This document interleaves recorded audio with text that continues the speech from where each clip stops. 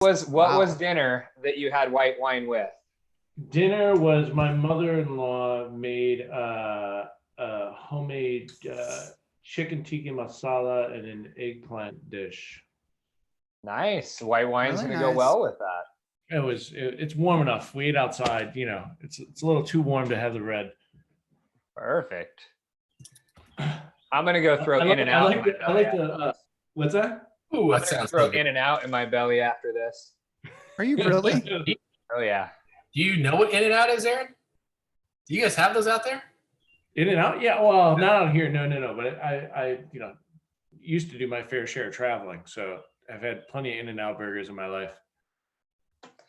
My sister-in-law's in town, and she said it's got to be a double with animal style fries. So while she's in town, she wants to go all out. Where you in town from? You know what I had today, Chad? I had the Big Zack, which is we have a restaurant here in Encinitas. It's called Plant Power. So it's like a knockoff of McDonald's. You do a drive-through, but everything's vegan. And so the Big Mac is the Big Zack. I had it. It was really good, by the way, but nobody gives a shit. That's so super creative, and like at least they really tried to name it something that didn't resemble something else that they were totally ripping off. Or the flip side, that was so creative that they were modeling it after that. You know,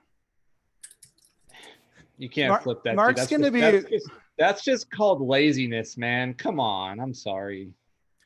All right, I figure we're about a minute from the start. I'm going to start a record-keeping company. I'm going to call it Smestwell. Meshwell.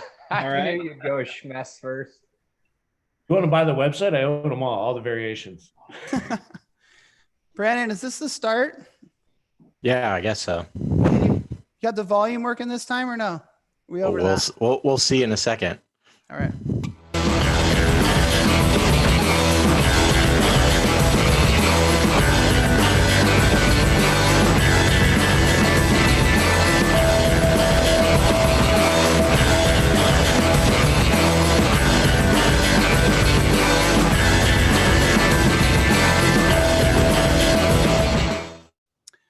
Welcome, everybody out there. Welcome to everybody's favorite 401k show. Is that true, Mark? Everyone's favorite 401k show? Not really. Not mine. Not really. But it That's sounds definitely not good. even in my top It's 10. the only one, so it has to be. It sounds good. No, you could. There's Rick Unser. There's all kinds of stuff. But I'm going to call it everyone's favorite 401k show, Sheltering in Place, brought to you by the Retireholics. Thanks for showing up. We've got a guest. Aaron Shoom is in the house. Let me read your bio from your website because I didn't have any time or didn't care to take any time to write a personal bio for you. So I'll just read off your website. With over 15 years of FinTech, FinServe, and wealth management experience, Aaron founded Vestwell in 2016 to modernize the way 401k plans are offered. Prior to Vestwell, Aaron co-founded Folio Dynamics, which was sold to Actua in 2014. That's phenomenal. That's great. The way I think of you, Aaron, is the best dressed man in financial services.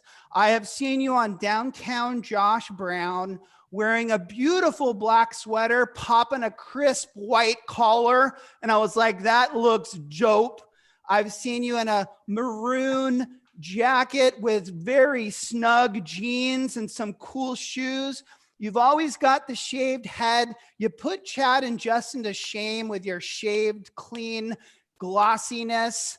Welcome to the show, the best dressed man in the financial services industry, Aaron Shoom. Thank you. I don't know if I could take credit for that, but I appreciate it. Okay. I was gonna ask who dresses you because I can't dress that nice.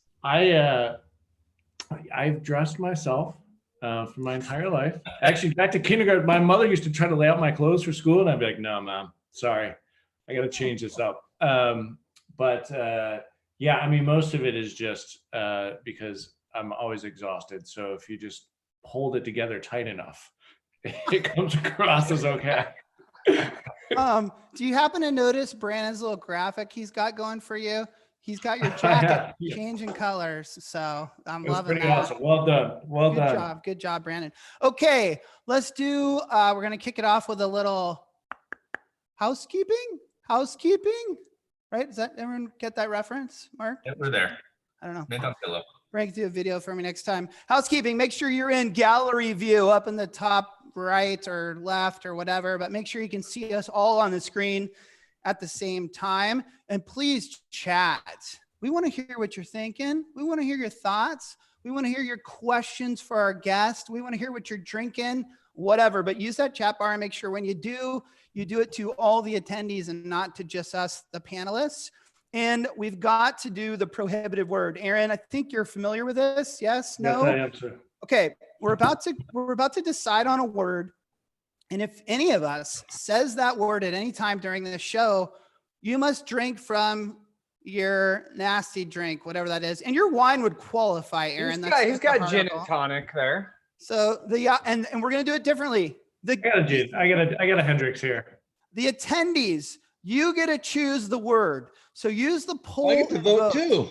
Yes, we get a vote. Will it be tech, client, scale, or fiduciary? I know my vote.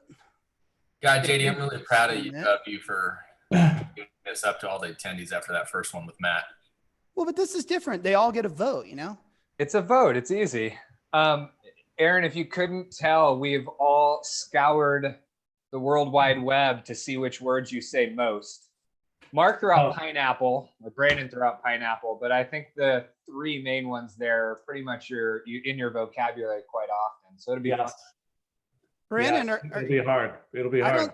I don't see results. Are you getting the results somewhere? They'll pop up. Yes, Awesome. Blake, technology counts for tech. Yeah. Tech and sure. technology are one and the same. Brandon, if you don't got the results, I'm going with tech. Can I just go with computers and the interweb as my response? I'm not. You got to figure out what your alternative is. Oh, no, we're not going tech. We're not going tech. Client, that's going to be an easy one for you to avoid. You guys are boring. 29%. Hey, time out. How about we just say screw it and use all four? Again. Whoa. Oh, we're going to go with client. And We can do all of them. Do well, client and play tech along. both. If you want to play along with tech as well, fine. But you're just going to drive Brandon nuts. Okay. But the official one is the C word. That starts now. Let's dive into our first subject. And I think before we get started, it's important that we lay the foundation a little bit. Okay. So Vestwell, in my own words, is this new kind of 401k disruptor record keeper, digitally based. And we've heard Aaron talk about it many, many times, but kind of replacing this old legacy type record keepers. I love when you say they have chassis built before the internet was invented. So very, very cool. So this is what we're talking about, is this new disruptor. And if you're going to disrupt something has to be broken in a sense, right? Or need fixing, need disrupting. What specifically about the record keeping companies that are out there today is broken in your mind? And we'll chime in. We're going to chat with you. It's not all on you. Yeah. So a lot of it, right? And this comes from kind of firsthand experience, right? Which spawned my efforts to go after this space. And a couple of things that are broken. It depends on how deep you want to go with it. But at its highest. All right. Well, first let's start a little higher. So what I think is broken about it is your 401k, your workplace retirement plan, sits in an island by itself outside of every other financial aspect of your life. When you think about, nice. Of course. Think about your bank account, your mortgage, your individual accounts, whatever they are. Totally. Everything happens. You have control over it, right? To some degree. This is driven by your company, right? Because of ERISA. So you have to adhere to that. But as an individual, I should be able to own what I do, right? And I should have a level of portability and a level of interaction that attunes to what I'm most familiar with in my everyday life.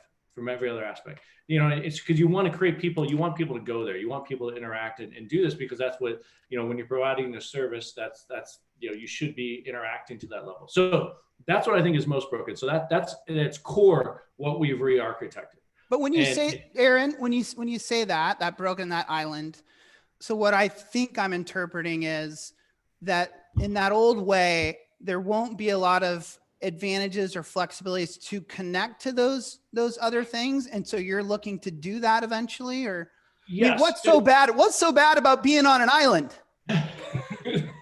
When you're all alone, but it's a level of interaction around that, right? When you talk to people and you typically how much wealth you have, what you invested, whatnot, there are very few people that actually interact, like look back at their 401k account or go back and reference and say, this is what I should be doing, right? But in society, in actual practice, 75% of Americans, that's where you start, right? 75% of American employees, that's where you start your first level of investing as an individual.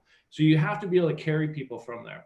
And when it gets trapped in these 401ks, and I get people, you know, talk about leakage and whatnot, but there wouldn't be leakage if you actually structured it in a more efficient way.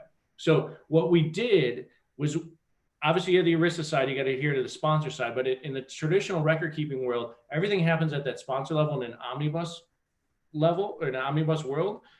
And the participants— Big word there, Aaron. What's that? The big word there. Omnibus. In a bubble, right? Everything happens in this pocket, in one glob, right? And the record keeper is the only one who knows who the record keeper is the only one who knows, you know, who everyone is. And when it goes to the custodian, where the assets are held, they don't know who any of us are. They don't know who we are as employees. Right. It's just held at this block, right? So when I leave my 401k and I want to roll it over, an advisor wants to engage, and we want to talk about other accounts, I have no clean way of doing that, right? And it's such a pain in the ass to roll over or roll in, right? And that's part of what we're trying to solve, right? And what we're trying to do is collapse it and say, listen, my employer gives me a 401k. I have my own account within a 401k. I have my own account. And I also have these other accounts in my life that I want to incorporate in this overall architecture. And I want to engage at that level. So what we did is we built a record keeper that's fully digital that collapses the stack. So that layer, that omnibus layer, only resides in theory, and not in theory, it resides in reality, but it doesn't reside in a technological aspect where everything has to be housed that way. So we break it down. Every participant has their own account. Now, this is why it matters. Okay, that's like great. You're reading my mind, yeah. Aaron. You're reading my mind. Why do I care? Yeah. So this is why it matters, because of payroll connectivity and everything we know about every individual, right? And because we have all the census information, we know people's, you know, their birth dates, their beneficiaries, you know, if they have kids, if they had, you know, if they, you know, something happened in their life, whatever. We have all this data, right?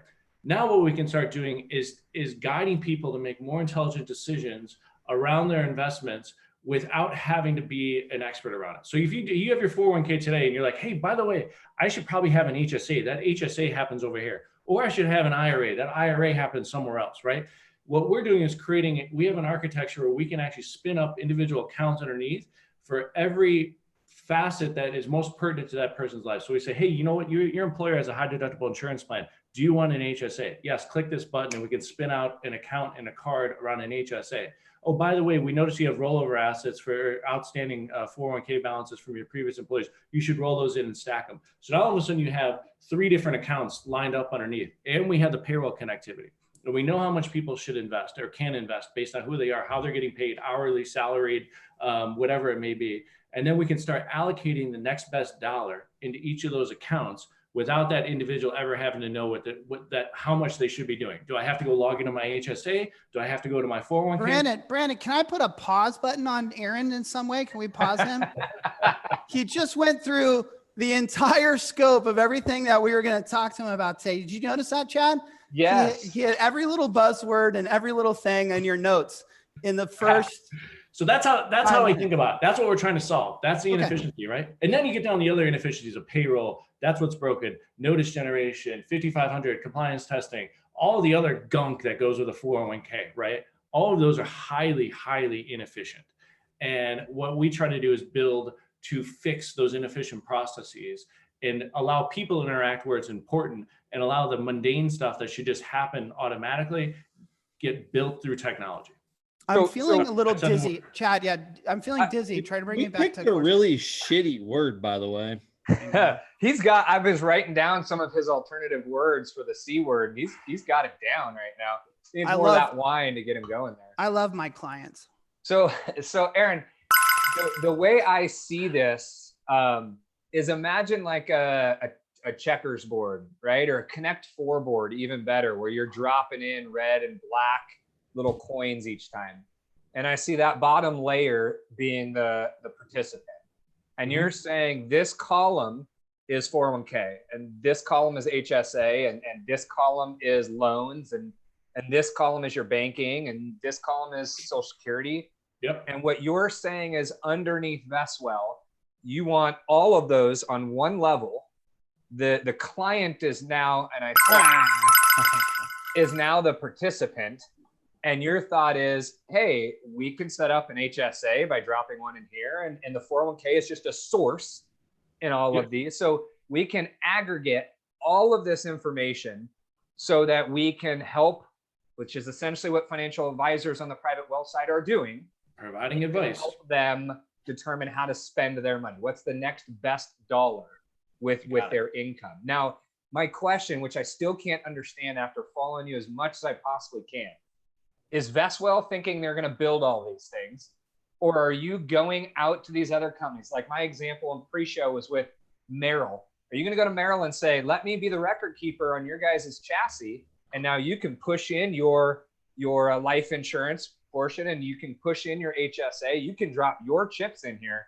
Now we've created such great tech that we can essentially source and record keep all that. It is, so yes and yes. So we're built. So our goal this year, right, was to get the architecture and the framework in place, so it became really efficient. Starting with 401ks and 403bs, ERISA-based stuff. Where we are going and what we're adding this year is some other components. You'll see the stuff later this year that center around that. We'll build elements of HSAs. We're not a bank, right? So you still need a bank that's involved in an HSA.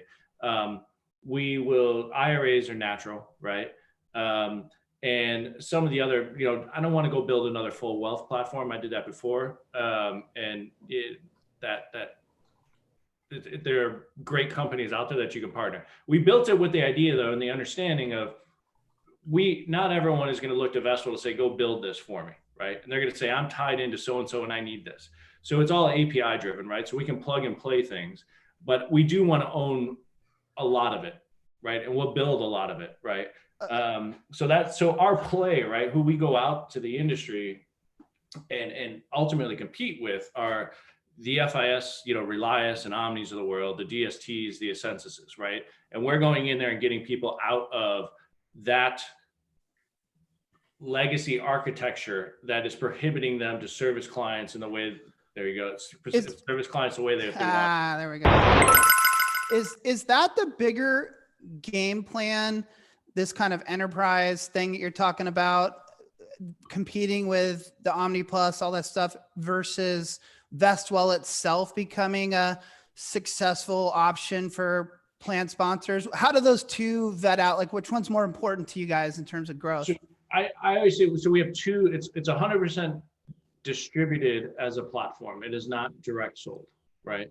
So we either work through financial services companies, which are RAs, IBD, sure, banks, right? All of that. Or we go through payroll, HRS, PEO providers. And there's overlap, right? Because those all typically incorporate advisors on top, right? So, the 98% of our business is advisor driven. And that's also because, advisors obviously own this industry and are attached to most of these clients, right? 93% in today's world. Okay. So we, the main, within that segment, I would say we go to what I would say enterprise institutions, right?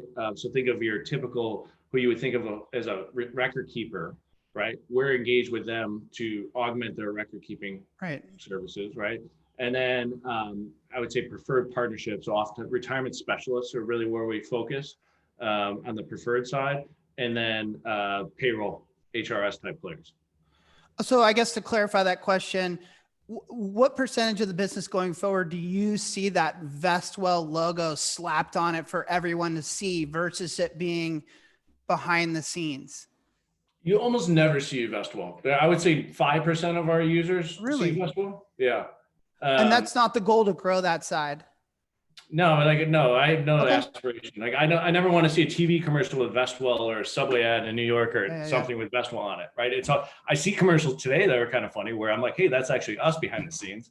Right. But we're the engine. I want to be the Intel inside powering this industry and reshaping how this segment of the market works. Before we jump to a quick game, Blake put a question out there, which I think a lot of the audience is probably thinking about. And he said, he kind of said like, this sounds way too, I'm putting words in his mouth, but he goes, this sounds way too complicated, right? Like he wants to go in and sell simplicity. And I guess in a sense, he's saying, well, all of this junk that you guys are talking about is not going to be attractive to my plan sponsors, to my decision makers. And hang on, because I would back you, Aaron. And I think, and you tell me if I'm right, I would answer to Blake on your behalf to say, that's not what Aaron's trying to do. Aaron's trying to create something that's sexy to all those companies he just talked about, right? Those payroll providers, the ones that you're going to private label for, those big institutions that you'll be the underlying chassis. They want to have these extra Connect 4 buckets that Chad's talking about. And therefore they're extremely interested in this kind of stuff because it's going to make them the almighty dollar, right? Sure. Yeah, they're going to be sticky because they've got their hands in each of those different slots. So it becomes stickier. All right. So here's why it matters, right? Out to the folks that play in this industry. So when you do this, right, the cost to serve drops dramatically, right? We can take, oftentimes people you're making money everywhere else. It's not the cost to serve. The cost to record keep might drop dramatically because you're subsidizing with other services. Sure. Well, not necessarily. When you build a tech, right, we can run a plan. We can run $100,000 plan at $6 a head a month and $100 a head of or $100 a month to the sponsor, regardless of the size. We can run that for at an 80% gross margin, right? Regardless if it's a startup plan, right? So with a handful of employees. So now when you look at, obviously everyone's getting squeezed in this industry, right? That gives us room to allow people to, as fees come down and you want to find ways to augment services that an advisor are providing, that gives room for that while driving the cost to serve a 401k down. In the traditional record keeping space, they've either been excluded from the small market, right? And when I say small market, we target, sub $50 million plans. Average plan probably normalizes out about 2 million. But in that market, it's incredibly expensive for most players to be in there, and so they have to pass those fees back to a client, right? If you look, read through a 408B2 of a Paychex client, and it's crazy what they take out of the back end, right? And what they charge and pass through. Can I ask you, Aaron, is it 106 per month, or is it 125 and okay, whatever in that ballpark? But like just rack rate, $100 a month. Yeah. 106 per head per month. When you get 100 base, 6 per head. Yeah. Yes. 100 base monthly and $6 per. Right. 1,200 a year and $72 per annually. But by the way, when you go out and get $30 million in funding, you could have just came to me. We won $4 billion off Janya Stout sometime last year. We would have gladly given you the 30 million. But let's move on.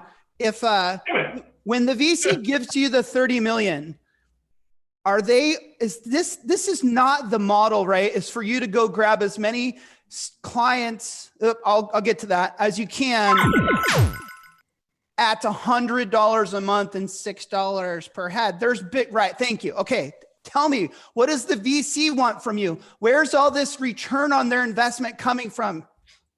By being the underlying architecture behind the scenes, right? We're engaged with enterprise institutions now with, I can't publicly name per our contracts, but we're powering thousands and thousands of plans for them. Right. And it is a lucrative business for us in a very efficient way, right? So by just being this engine and this infrastructure and architecture. So that's the play, is if you can do this and prove out gross margins in an industry that has been constrained and will continue to be constrained because the underlying record keeping technology will not allow them to go any deeper, then that's what they're interested in. Well, and you're also potentially going to create new revenue streams for them, right? Yeah, Through this that's new the stuff. play. Yeah, it's going to win-win for The them. advisors get the advisors on the platform get a premium for who they're servicing, right? Because rather than spreading your business across 5, 10, 20 different record keepers, now they have one place to put it, right? That's theirs, that's their brand, that increases their visibility and gives them a touch point into every participant in a very crisp, efficient way, and is much easier for a user, an end user, right? Think about most of our clients, in the small market, they have no idea. They have no idea what how this works. And right. Hey, as Jeff Andrews says, getting people out of DST is the Lord's work. So, yeah.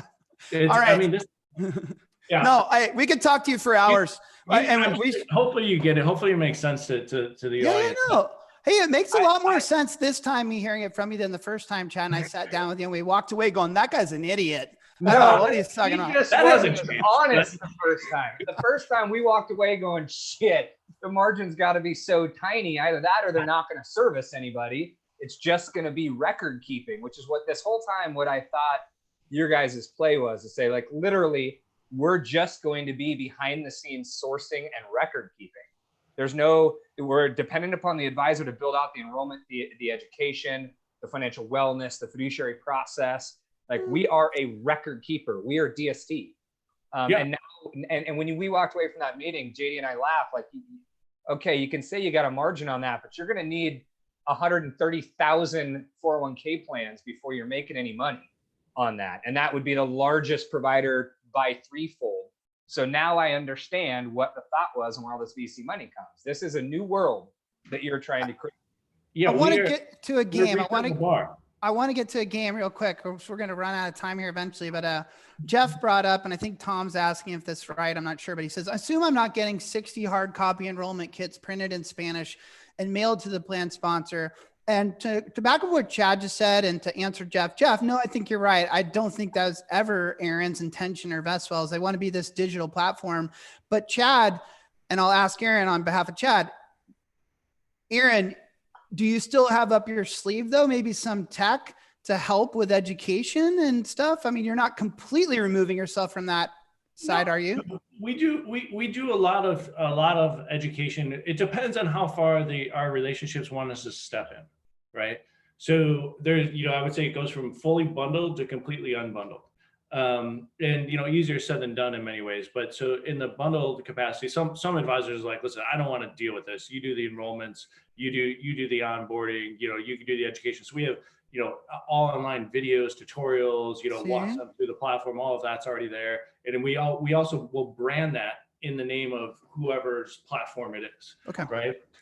So it becomes theirs. And then we look at a lot of, I'll use like an insurance provider, right? What do insurance providers care about, right? They care about being an asset manager and plugging in their stable value, whatever it is, right? And because ultimately that's their core, that's where they're making money. I don't know. Nationwide wants to be on my side. They tell me so. That's where they're getting their spread. Yeah, that's where they're getting their spread. And Nationwide's an investor in us, right? And there's certain things they do well and certain things they know they don't do well. And they're looking at changing a lot of that. But even though it's on your side, they still want that's their core, right? I understand. Yeah. So what we'll say is, hey, we want to make sure we'll accentuate your value prop and augment it through the tech side. So that's our play, right? Yep. And then we can be profitable being a pure tech provider as a business, right? So that's what our investors are interested in, and that's why they're attracted to what we do. I get it. Let's take a little fun break. We play a game on the show. You're going to be on the spot, Aaron. We call this game, Who Is That? We're going to play for you some audio clips from some pop culture type of movies. Oh. And just wait till the end of the clip and then give us your best guess. But you have to promise me one thing. Yeah. Do not look at the chat bar because they will cheat. They will cheat for you. So don't look at the chat. All right. Okay, Brandon, go ahead and run that first glorious video. or audio. Fragile. It must be Italian. Well, I think that says fragile, honey. Oh, yeah. Oh, I didn't get this one, I Brandon. don't know what this one is. I And you're talking to a guy who has 0 minutes in his life Yeah. to watch TV or movies. So come on, there's Chad? some airplane time in Chad, your did history. you have a guess, Chad? Oh, I know that one for sure. We Oh. have a light in our one of our guest bathrooms that is the broken leg. It's Yes. oh, is this a Christmas Story? Yeah, you'll shoot your eye out. Aha. shoot your eye out. All right, knows let's play number 2. You're kind of 1 for 1. Your name is? Oh, Jack Gordon. Mr. Gordon. Good. Well, Frederica used to work for Mrs. Lippman. Did you know her? No, Oh, wait. Was she a great big fat person? Yeah, she was a big girl, sir. Oh, that's the one with oh God, this one I Yes, Lauren, you are correct, Lauren. I don't know. I'm gonna blow it. It puts the lotion on the Put skin, the lotion or on the puts, skin that, put the lotion in the bucket or something. Yes, Silence of the Silence. Lambs. Silence of the Lambs. Justin should know that one. He's nice and silent. I'm All like, right. the voice I know, but I gotta Aaron, you're 2 for 2. I'm claiming. All right, Brandon, what's the no. third one? You're so I kind. play fair. I'm not. Go ahead. Eddie, don't you worry about radiation. All I know, Clark, is that my teeth have never been whiter and my garden is spitting out 50-pound tomatoes. The theme here. Oh, that's that Christmas Vacation, Clark Griswold. All right. Or Close Vegas. enough. I don't know. Close What's that? enough. I guess close enough. Right on. You got half the word or half the All right. title. Solid. Lampoon. It's in the National Lampoons. series. All right, you want to keep going, JD? Shannon Edwards. Oh heck yeah! Let's do one more because I'm afraid to ask Aaron the next questions. All right. This is an old one. I can eat 50 eggs. Nobody can eat 50 eggs. You just said he could eat anything. You ever eat 50 eggs? Nobody ever eat 50 eggs. Hey, Babaluga, we got a bet here.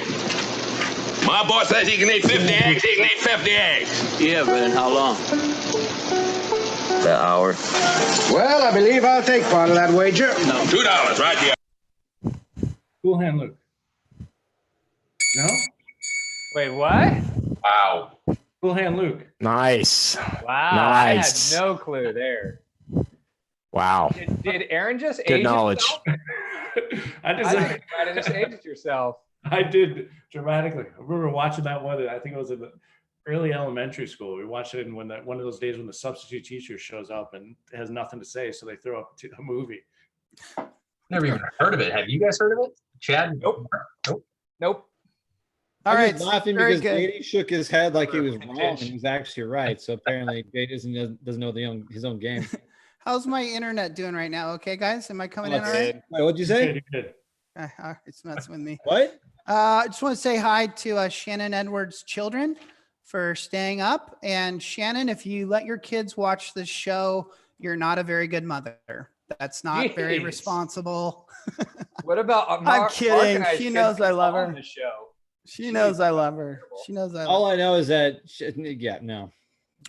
Okay, I wanted to ask you this. You said something I thought that was pretty inspirational. I heard you on some show, I forget which one, but you made mention of the fact that in 2008, 2009, when the stock market crashed and we went through all that stuff, you said that we were the problem. And when you said we, you're referring to financial services as an industry, right? Everyone kind of looked at us as this evil Wall Street, these bad guys in suits and ties stealing all their money. And the inspirational part was you said, now through technology, we could actually be a big part of the solution. And you caught me with that one. I was like, oh, I like that. So I agree with you. And I would like for all the audience to kind of tap into that type of stuff too. Like this technology could be part of the solution, right? It can help us improve our brand, which you guys hear me say ad nauseum as an industry.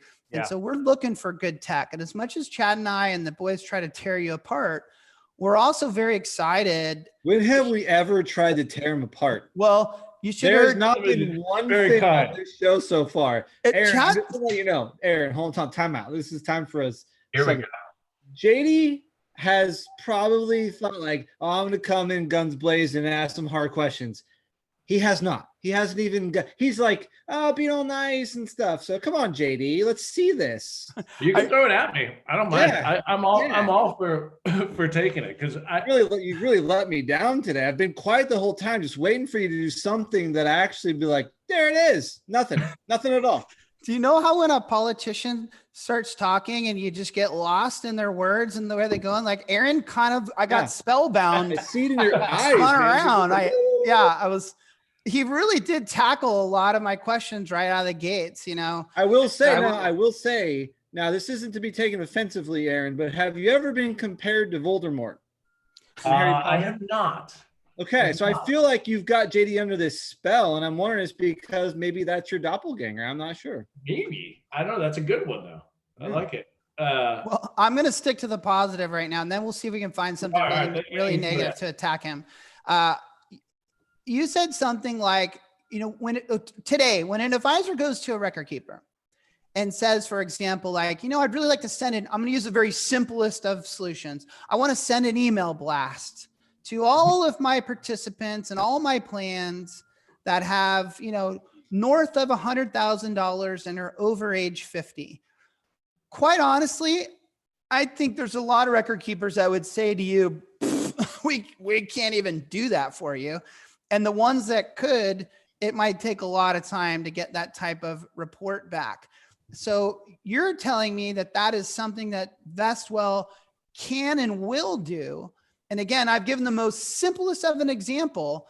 I can only imagine what the universe looks like in terms of what you could create for me as an advisor if I wanted it. Is this part of your mission? So yes, but this is how it goes, right? And this is just how this stuff gets built. And I had a conversation too with, you know, one of the largest, you know, record keepers out there, a CEO of this company that we're working with and engaging with. And we were talking through some of the things we're building, and he's like, could you do this? And I said, we could, but it's not that easy. And I said, where we start, we try to control it. In emails, for example. So we can do white labeled emails, videos, you know, whatnot. It says, you know, whoever, pick a company, and it goes out to all the participants. So we could track all the emails, who opened it, who didn't, what inbox did it go to, all that stuff, right?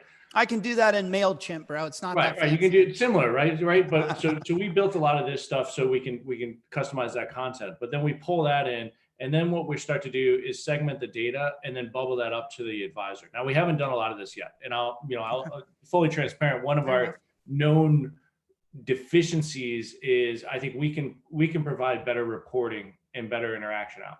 So our head of design and product, we've been told this, we're working on is to build out the ability for an advisor to do this themselves from our platform, where they can just go in themselves and say, here's what I want to touch. And then it goes back out, right? And then they create the content, they use our kind of reskinning of the emails and whatnot, and then it goes back out. It's easier said than done, right? And it takes a while to do this stuff, but that's the direction. Now, can we get the data and say, here's who you should reach out to? Yeah, it would take us, you know, less than a day, right? We could turn it around quickly, but we have to surface those internal filters we use back out to our users in a more efficient way. So on our short list of roadmap initiatives, we're building out a whole TPA portal, right? Where TPAs could just come in and run their books on our platform and have everything they need at their fingertips, just a lot of times like we do in a fully bundled way today.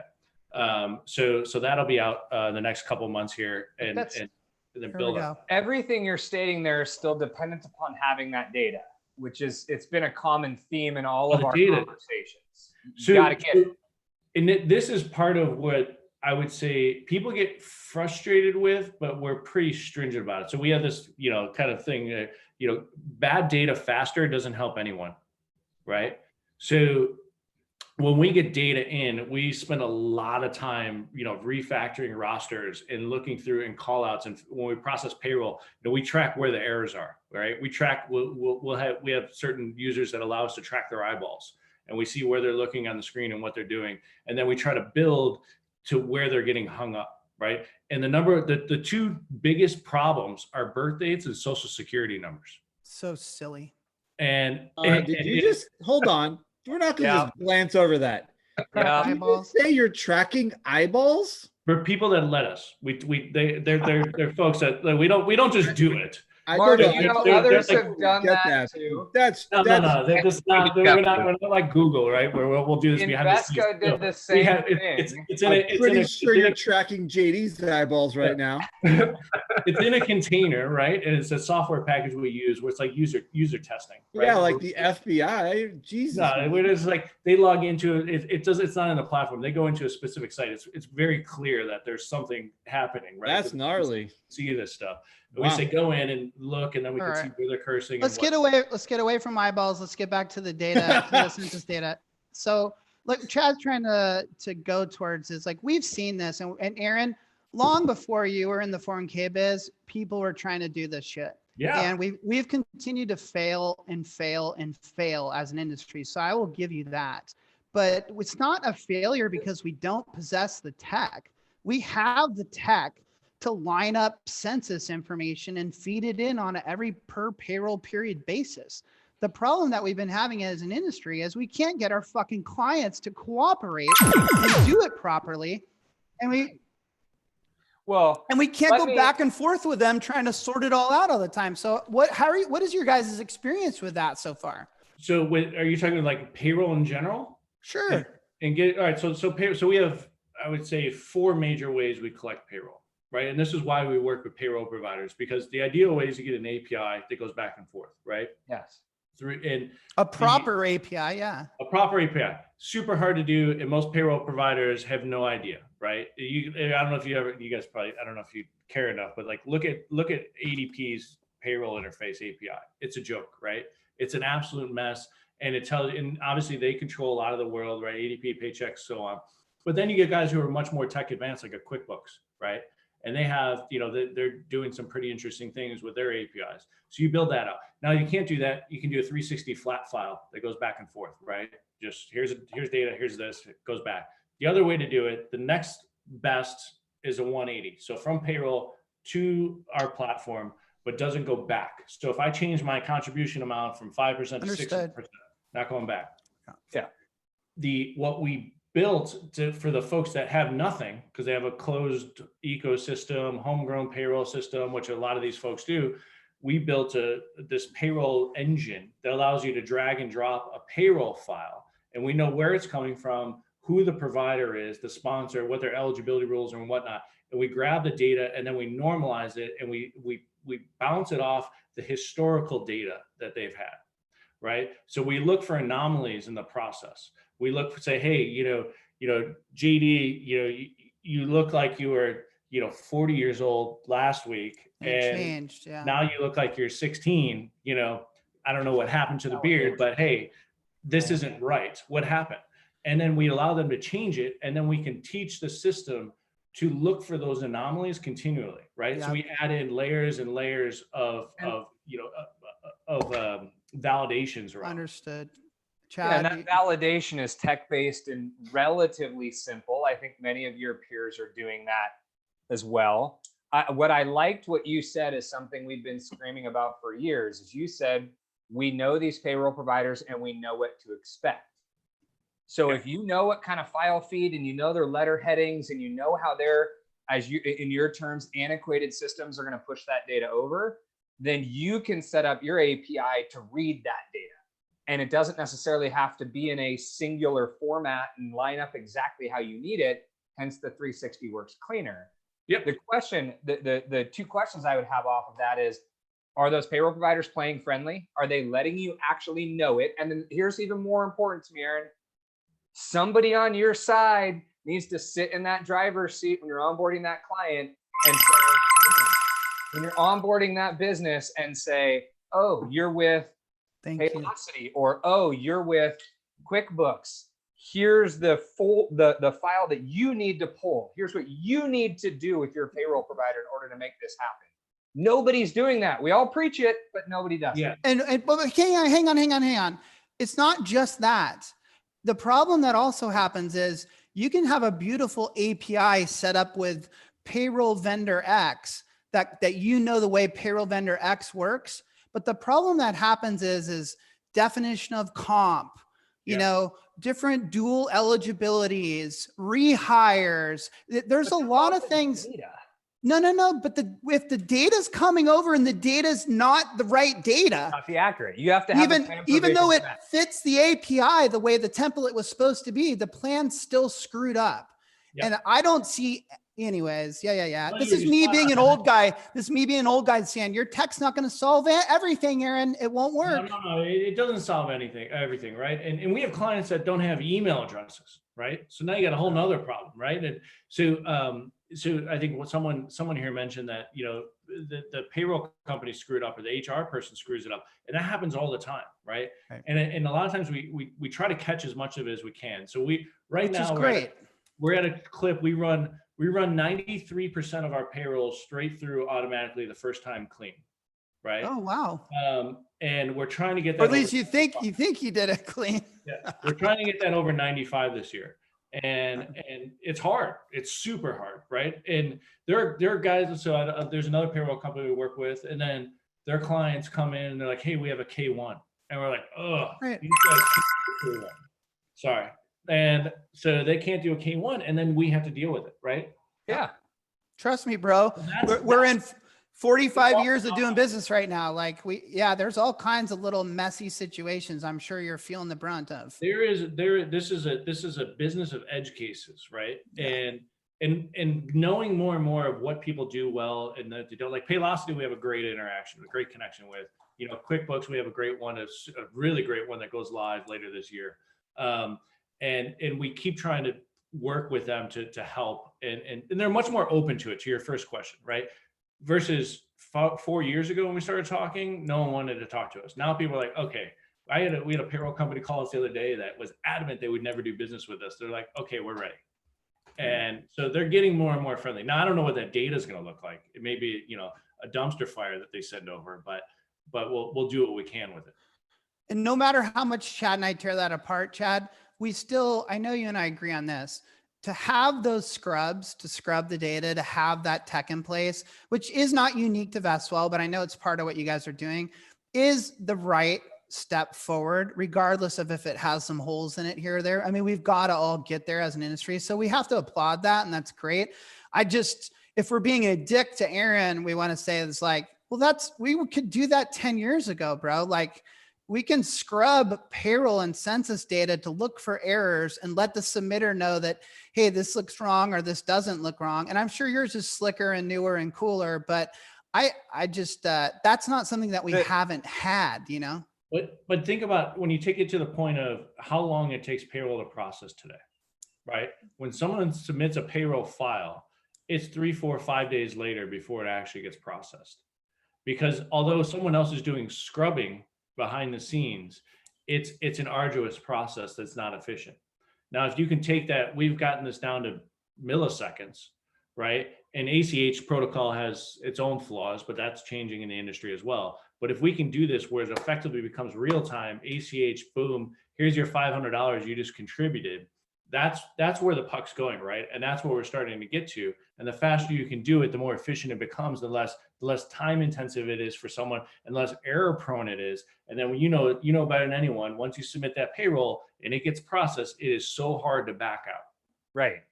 And so, but all of your statements there, Aaron, were about payroll integration. Like, in order to real time, in order to have that, you need the feed coming through, and you need to be dependent upon that data is accurate. So when you run your 45-point validation, you've got the fields aligned and you know what you're looking at. If you have a 7-person client submitting data through an Excel spreadsheet or re-uploading every pay period, it's the same process. And I will tell you, most of the providers out there, other than your paychecks that want the float income of holding on those dollars, that payroll comes into their system.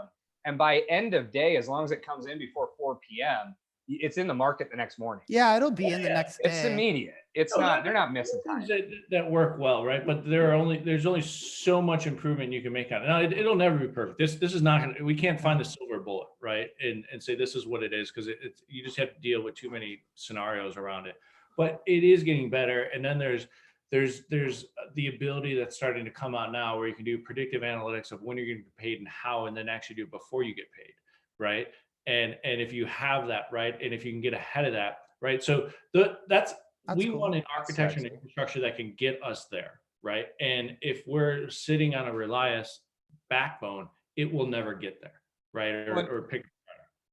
While I admire what you all are doing, and if you've watched these shows or any of our conversations for the last 5 years, you will see what you guys are trying to better is exactly what we've said needs to be bettered in this business.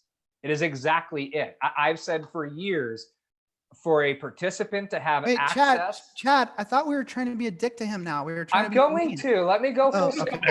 Okay. Go ahead. I can't believe you have a mohawk. I'm just saying. And it's staying strong. I believe, and I go back to my early days before I was in this business, that the average American participant that's in our retirement system doesn't have access to the proper guidance, advice, advisors that are going to step in and say, hey, you're saving in your 401k plan, but really you need an emergency savings fund. Yep. Oh, but really you should be putting some money in an HSA. And Yep. I have thought that is a fault in our system because they don't have enough money. They don't get access to that guidance. If you can solve that, great. I don't think we're there. I don't think we got it yet. But the fact that you're trying to tear down that wall, kudos. The same thing with the payroll integration. The only thing that I've heard different from what you're doing, from what all the other record keepers are telling us, this is what we're trying to build, is you very clearly have a vision of making that participant linear and the sources being all these different areas that they need help with. I have not heard anybody else line it up like that, right? In our world, it starts with a 401k and you're a participant here. And if we can get you anything else, it's these other levels of service down here. It's not linear. Your source is the participant. Just like in our world, a source is a traditional, a Roth, a match, profit sharing. Your source right now is 401k, HSA, insurance, annuities. And that is not something I had ever heard until I heard you say it with John Sullivan. And that, I think, is the only differentiator that I've really heard you guys are creating at this point.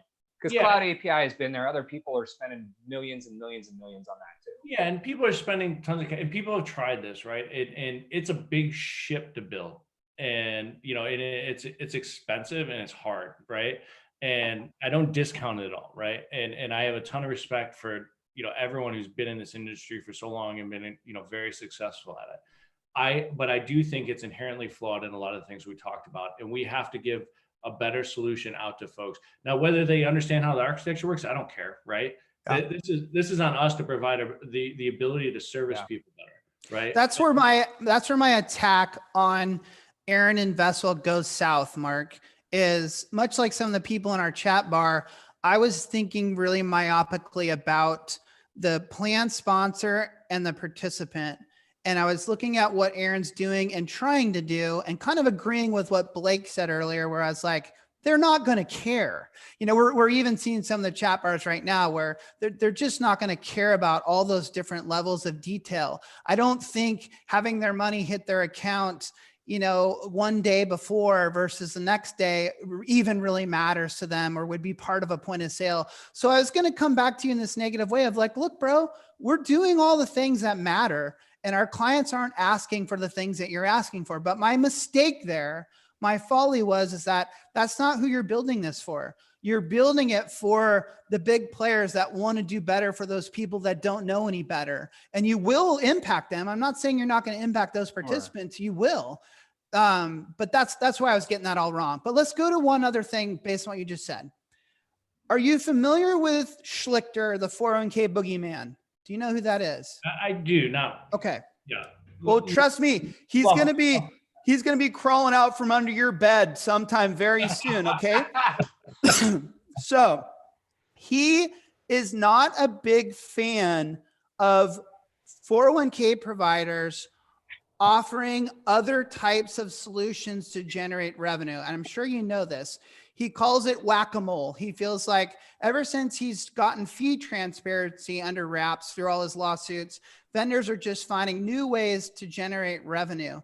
Are you concerned for yourself, i.e. Vestwell, and or the clients that you're providing this chassis for, that Mark, that this maybe is not okay in our industry to use participant data to sell and cultivate products for them? Because I'm pretty sure Schlichter doesn't think it's cool. So I think when you look at he could argue that it's not cool, but I do think ultimately you want better services, right? And people are not 401k experts, nor should they be, right? I use my wife as a reference all the time, right? My wife's a genius, but she's a biotech life science scientist, right? And she does not care about how a 401k is working and what she should be interacting with. She knows she needs to do things, right? But she's not going to take the time to do it. Agreed. And she's not alone. Yeah. And how do you put things in front of their eyeballs and guide them through without helping them, right? And everything you do, when you go to log onto your computer and you go to any website, right, or you get a pop-up ad, right, based on all that. And there are ways, we scrub the data. We don't sell data. We're not using it and passing it on to anyone. All the privacy, Aaron, Jerry doesn't look happy with you. I'm telling you. If we're going to do justice to the folks that we're servicing in the financial service industry, we have to give advice. And if you don't have the information, you can't give advice. Think about it, traditional financial advisory, if you're sitting down with a client, you're going through a laundry list of questions, right? And if you're going through a laundry list of questions, most of those questions could be answered before you even sit down with that person, right? Agreed. And if you can do that and create efficiency around it, why wouldn't you, right? Aaron, we all understand why, and I'm with you. I think that sounds like a glorious future for us to make it, point and click and really easy and intuitive and AI and all the other things we see in the world. I love when my phone can tell me there's a surfboard for sale down the street that fits my criteria and gives me a notification. I'm a huge fan. Take all my personal information and give me that value. Yeah. But when you step into ERISA and you step into these captive people, that's where these ERISA attorneys, or I should say Schlichter, feels as though we're crossing a line. So again, don't give me the value of it. Give me no, it's just not going to be that way. And Schlichter's going to lose and the people in your school of thought are going to win. No. So, I think everything we do is opt in, right? We don't force anything down anyone's throat. We're not, if you click this button, you're not glued to us forever. And we know everything in your life, right? We have data that we have to have for payroll and things like that, but we're not saying, hey, we're going to use this data in this way. Now, if we can ask people, hey, do you want us to help you along in this process? And they allow us to, or they allow the advisor to do that and have the interaction, then we should be able to do this. I had this conversation with, I was having lunch, this was a while back, with one of the commissioners of the SEC. And we were chatting through some of this and we got into this discussion of who owns your bank account number, right? Do you own your Wells account or Chase or whatever your bank is, or does Wells or Chase own it, right? And why do they own it? And why shouldn't I own it? And why shouldn't I be able to take that with me and create portability and then allow that bank to come with me and that data, that metadata come with me to help wherever it goes, make better decisions along the way for me. Right? That's way over my head. And perfect analogy. I get it. But that's how we think about it, right? It should be the participant. And if I want someone to help me through this, I should be allowed to have that happen versus being reliant on someone that maybe doesn't give a shit about me. Maybe the advisor doesn't care, right? And they just want the business owner because they're one of their high profile clients. You also answered the right way. What Mr. Schlichter wants to hear from us, I think, is transparency and letting the participant know before it all happens. Disclosure. They want massive disclosure and massive transparency. And I think if you can show that your plan sponsors that, hey, this is happening and this is what it means and we need you to sign off on it, I think you're more protected. Is this a conversation that's happening in your boardrooms with your board of directors, with the people at Goldman Sachs, all these, is this a concern at all? Is it brought up or no? I mean, Goldman Sachs, you know how concerned they are always with what the next lawsuit's going to be thrown at them. But no, I mean, the level of diligence and protocol and security and lockdown we have in this system is, I'm incredibly proud of our team for how they've approached it. Now we talk about it, right? But we're not there yet either. Like there's a lot that we want to do aspirationally, and there's a lot of things that we're looking at, and we're building a framework around it. Right now, we're like, just make this shit work and go really smooth, and make sure people are getting everything they need. I don't know, but Aaron, not to fake a tough question, I honestly want to know the answer to this. When people are chucking 30 million at you, they want it to work. And if that's built on these extra channels working, then I would think that would be a very serious conversation in that boardroom is, okay, Schlichter's wrong. Of course, we're going to be able to sell other things.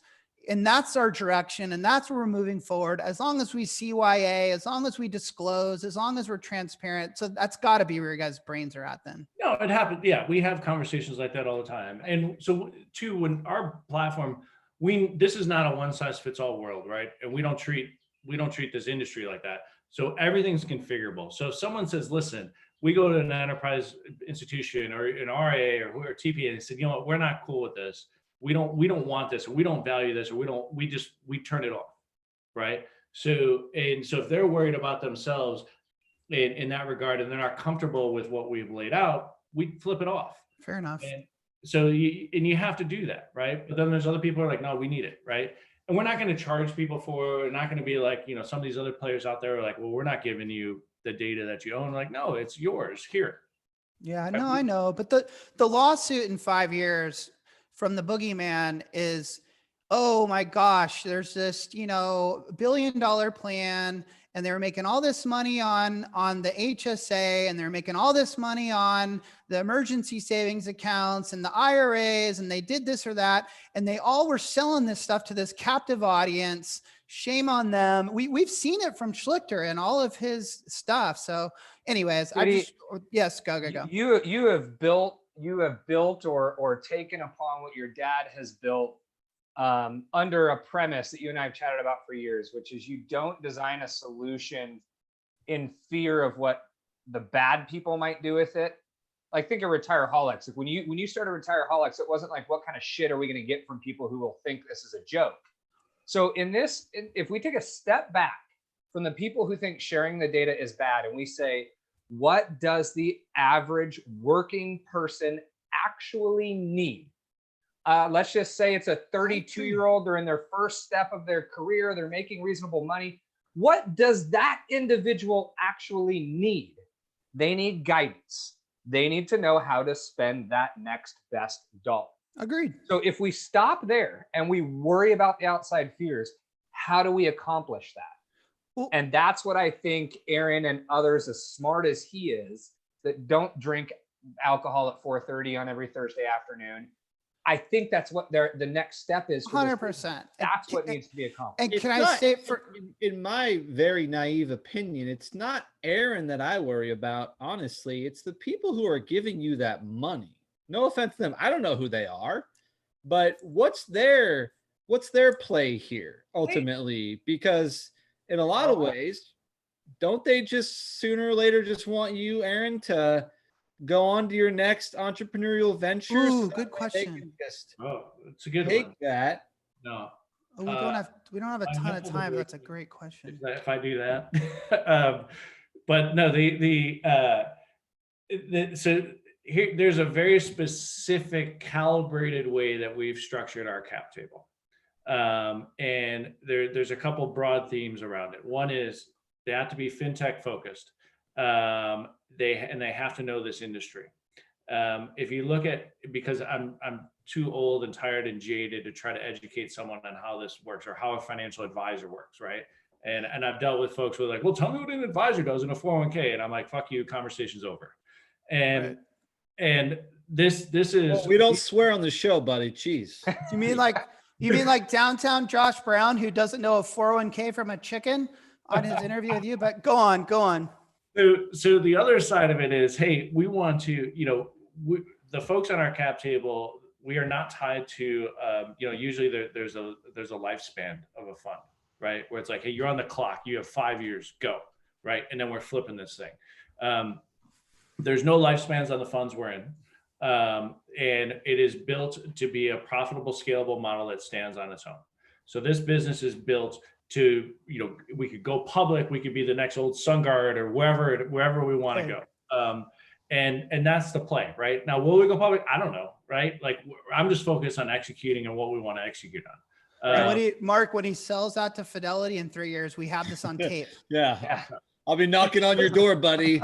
There is a real possibility that Fidelity's won't be an acquirer, I don't think. I don't know, but they are on the cap table. But there are folks who are interested in this, and they look at that as is this the next thing for them? I don't know, right? And we're going to build a business that does what we need to do to service this industry the right way and build a viable business. This is not cool. But one thing I want to be very explicit is this is not a business where we're going out and just trying to capture as many users and clients as we can and not give a shit about revenue or whatever, right? Right. And fair enough. Yeah, client. Oh, shoot. Okay, Mark, you gotta close this out here. What's your? Our timing's done, buddy. We're done. Can we do one of what's your game? You still want Aaron? You want to play a game? You got time? Yeah. Go soon, but I got a newborn here. I got my. He's got time. Yeah, but I have a question. That's just before we go on. I'm gonna keyboard behind you. Are you in a band or something? Oh no! So this was my my lockdown initiative that I was going to teach myself and my 3-year-old piano. Hi. Yeah. All right. Well, we'll play a game. Hopefully. But that was the goal. Is it my internet? No, it's into. We're starting to lose Aaron. I think he just hit a button because he wants to bail. That's what I was just gonna say. He's like, "See you guys." I'm gonna make that button. Is he frozen? I like that. Guys? Yeah. All right. Well, you know what they say. We'll just, you know what they say. You know what they say. All right, Brandon. There's the show. Brandon, can you spin? Brandon, can you spin the wheel of ice, please? The wheel of ice. The wheel of ice. The wheel of ice.